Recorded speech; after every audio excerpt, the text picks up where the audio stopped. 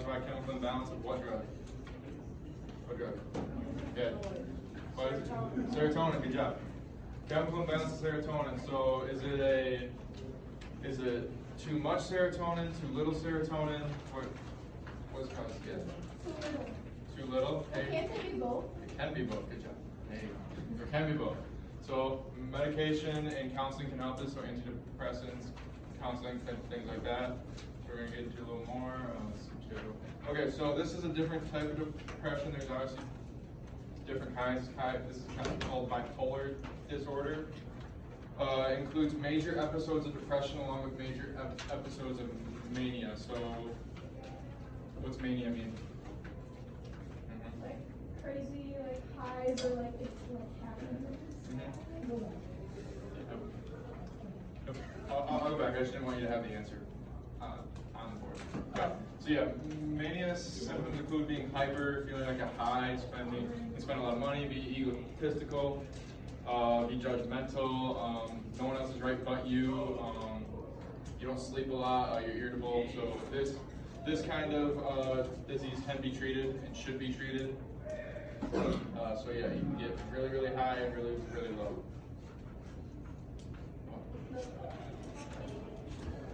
Okay, yeah, postpartum depression, which is a clinical depression for new mothers.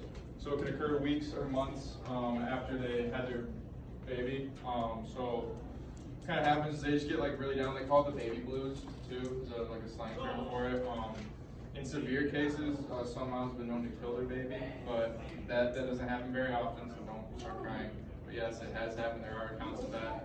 So mainly it's just like an overcharge of hormones after that long process of being pregnant, having a baby. This is a lot of hormones at once that can flood the mom's system and then just make her depressed and unhappy for a little while. Especially because new moms especially, they're overwhelmed by how much work it actually is to take care of a child constantly around the clock, like 24 hours. So they can just be overwhelming for them, and they can break down at some points.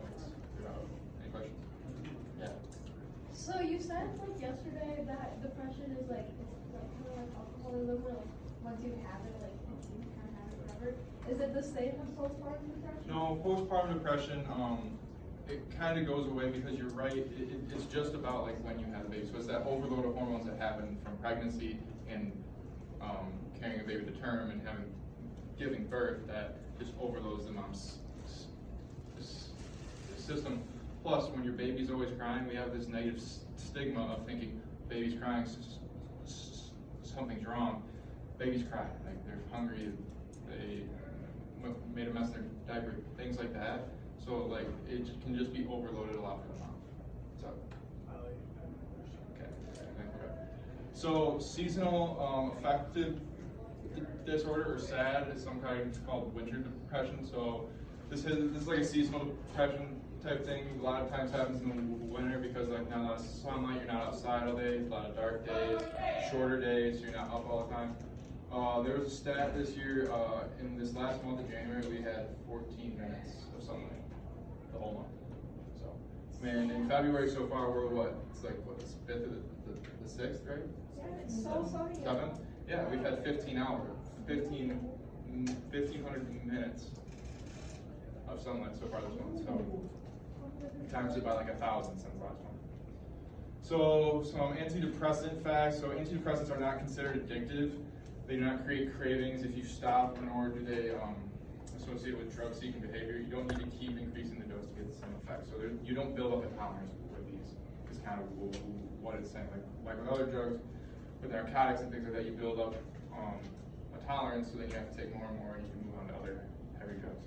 Yeah. Have you stopped your treatment? Do you become depressed? Usually when people stop, no. I mean, it can happen, and we'll talk about it here in a minute with episodes. But like usually when people take them, they're getting other help as well to try to deal with the problem. Because the antidepressant is kind of like a daily thing where it helps you get through the day and do your daily tasks. But then on the other hand, you're probably like therapy or talking to somebody to try to deal with the problem that's actually causing the depression is the thing. So people refer to the symptoms they experience stopping. It's like a rapid withdrawal. So it's like kind of having the flu for a few days. It's not like the narcotics or heroin withdrawals that we talked about in the previous units, where they last for like a long time. But it's like dizziness, anxiety, vivid dreams sometimes. My sister, when she was a senior, something happened at our high school that rocked that school. And so she was really down in the dumps because she was a senior and it was all happening at once. So she went on antidepressants for about a year, and she had them for about a year, and then she was talking to a therapist and everything, and eventually she got off them, and now she doesn't use them anymore. But it helped her get through that 8 months in her life where it was really tough and it was really hard to watch. So they do help. It's not necessary to take antidepressants for the rest of their life. Many individuals take them for, like, as I said, 6 months to a year. So like around that time where just that year where they can try to work out their problems and everything. Yeah. Is there like a maximum time that they can take them? Before they start to Yeah. affect you? Yeah. So no. So you see how we have this first episode here, we have second and third, so we can skip to the third. We'll come back to the other one. So a third, if you have like a third episode of depression, usually around that time you have a 95% chance of like becoming depressed again. So you're probably going to be on antidepressants for probably the rest of your life at that point. Yeah. There are antidepressants that make you more depressed, right? So you have to like change sometimes. Yeah, because chemicals affect your body in different ways. So what might work for her might not work for you. This kind of thing. So that's what the doctor has to figure out. So with the first episode of depression, like clinical depression, usually treatments typically last about 6 to 9 months. So the first episode, but once you've had that first episode of clinical depression, it increases your chance of having another one by 50%. And then you have a second one. That treatment usually lasts about a year or 2 years for medication. And your chances of getting another episode within the next 5 years jump to 70%. And as we just talked about, that third, chances jump to about 95. You're probably gonna be on antidepressants for the rest of your life. But there's nothing wrong with that. It's like kind of like if you were a diabetic and took insulin every day just for your blood sugar. It's just something you have to do to regulate your body and your hormones. So they say don't stop taking the antidepressants abruptly. If you do, you gotta there's a variety of effects like the flu, like withdrawals, but your body isn't used to not having all that help with it. So do not drink alcohol with it when you're older. It is really, really bad. Doesn't kind of increases the alcohol's effects on you and then decreases the effects of the antidepressant. So if you're already depressed, you use a depressant and you have an antidepressant, you're kind of compounding yourself, and the antidepressant's not going to work at that point. So potential for danger and a rise in blood pressure. So in your packet, can I see your packet for a second? So you're going to have a page. That one. Okay, so right here. It's going to look like this. This one right here. We're going to do this one right here. Okay? It's going to look like this. Okay, let's go on to the next 4 pages, and there's 15 questions. You guys, so the instructions read, answer the following questions as best you can. You will be graded on the fact that you guessed, not whether you're right or wrong.